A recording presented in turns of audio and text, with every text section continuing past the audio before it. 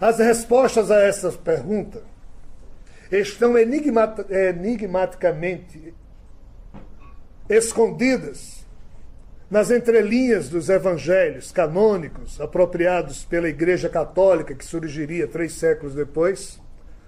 Porém, estranhamente, muitos dizem ter recebido de um Jesus ressuscitado notícias esclarecedoras sobre essa questão. Nesse viés surgiu o gnosticismo, que desde aquele tempo apontava que esse universo só podia ser obra de um Deus doido, de um Deus enlouquecido, que esse universo só poderia ser obra de alguém perverso. Vejam bem que todas as besteiras que eu falei no início já eram faladas há muito tempo. Essa questão de DNA doente, hoje nós chamamos assim porque a ciência nos permite chamar de DNA algo que os gnósticos chamavam de vida podre, pois que a vida era indigna de ser vivida. E não houve um só filósofo da antiguidade que não tenha chegado a essa conclusão. Pois que a vida na Terra era algo indigno de ser vivido. Pois que todo mundo adoecia, todo mundo tinha unha encravada, pegava bicho de pé, piolho. Todo mundo tinha mau hálito, gases. E isso era um saco. Por que ter que existir numa vida em que a gente não sabe se daqui a 10 minutos vai continuar vivo? Se a gente não sabe, vai sair, vai ser assaltado por alguém. Se não vai pegar um câncer daqui a pouco. Que saco! Que falta de dignidade existencial já existe nos pré-obrigando a sofrer angústias e dramas, sem que mesmo essas angústias e dramas ainda tenham nos atacado, mas só em se preocupar com elas a gente já está sofrendo, e toda a espécie Homo sapiens sofre por antecipação.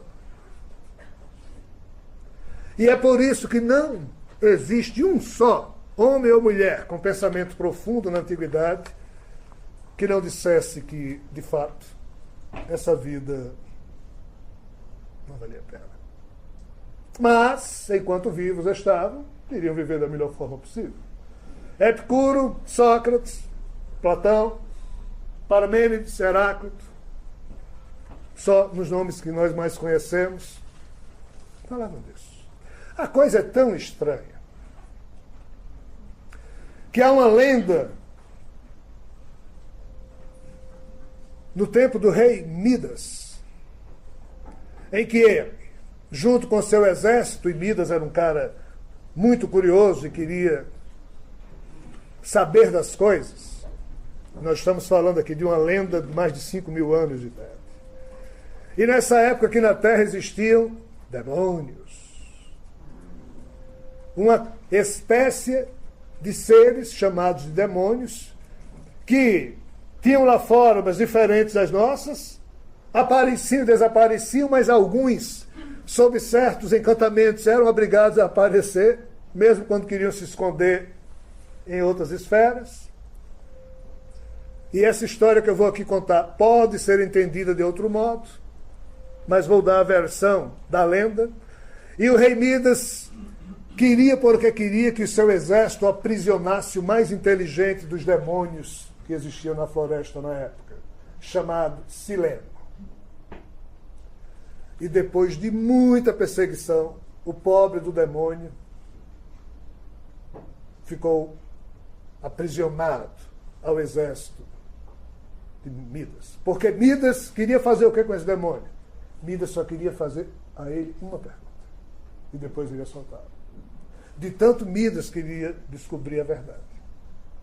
Aí Midas chega para Sileno, diz: mestre Sileno. Um rei chamando um demônio de mestre. Tempos estranhos esses. Né? Mestre, diga-me, ó mestre, o que de melhor um ser humano deve fazer? Vejam que pergunta fantástica. O que de melhor pode um ser humano fazer? O rei gastou uma grana do tesouro do seu reinado para prender um demônio para fazer essa pergunta. Aí o Sileno não queria responder, tentava fugir, e Midas encheu o saco do demônio, até que quando perguntou uma vez lá, o demônio já menor paciência, queria mais era passear na floresta. Aí olhou para Midas e disse mais ou menos assim: ó filhos de uma raça torpe e produto do erro, por que me impeles a dizer algo que para ti seria melhor não escutar?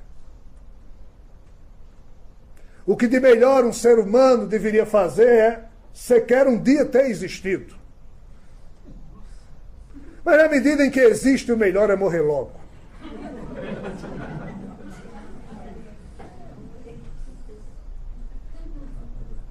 De tão profunda era e é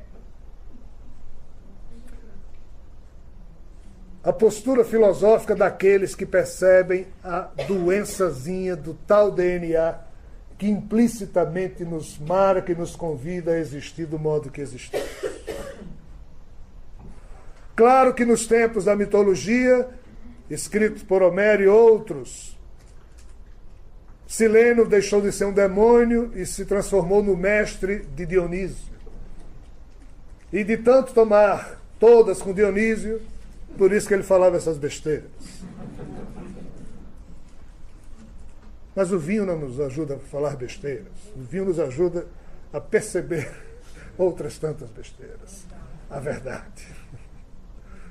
Pouco importa. O fato é que, deixando de lado brincadeiras e lendas, meus queridos irmãos e irmãs, percebam que o assunto que está sendo aqui falado, ele não tem nada de moderno. Ele é tão antigo quanto o surgimento da razão na espécie Homo sapiens. Na verdade, nos anais da espiritualidade há o registro de que alguém chamado Adão um dia perguntou ao Criador: cara, por que você me criou? Porque eu não quero ser isso que eu sou. Não, mas tu tens que ser.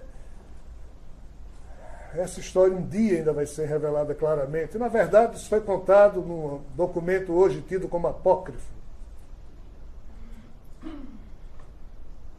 O fato é que os processos históricos ocorridos nessas três grandes faixas de realidade, a realidade espiritual superior, onde existiam esses seres que um dia criaram essas outras duas, ou seja, o universo físico e as universidades, não, as dimensões existenciais a ele vinculadas, ou seja, as espirituais primárias, que nós chamamos, e as mentais astrais.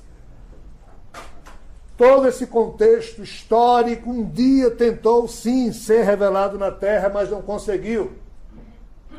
E esses contextos são revelados como? Através de quê? Revelações, desculpem a redundância. Porque não há outro modo. Quando nós estivermos falando a respeito de sinais da revelação cósmica, e agora já me adentro nesse assunto, nós iremos perceber que uma das características que hoje nós temos é conhecimento científico disponível para todos. Isso nunca existiu na Terra. Sem conhecimento científico, esses assuntos são proibidos, porque não há sequer vocábulo e condição de entendimento para que isso seja conversado. Então, esses assuntos somente podiam e ainda podem ser semeados na cultura dos homens e mulheres da Terra através de fofoca espiritual. Revelação, não tem outro. Aí chega alguém no ouvido de outro e diz: ei, cara pálida, escreve tal coisa. Ah, não, escreve. E aí surgem as revelações. Ou então, alguém chega, um ser de fora, se mostra alguém e diz: escreve. Ou seja, não há outro modo. Pelo menos não havia até o tempo em que nós estamos vivendo. A questão é, todo o processo histórico desses três grandes níveis de realidade. Estou deixando o multiverso de lado. As notícias desses processos históricos chegaram na Terra através de revelações. Algumas perdidas, outras nem tanto.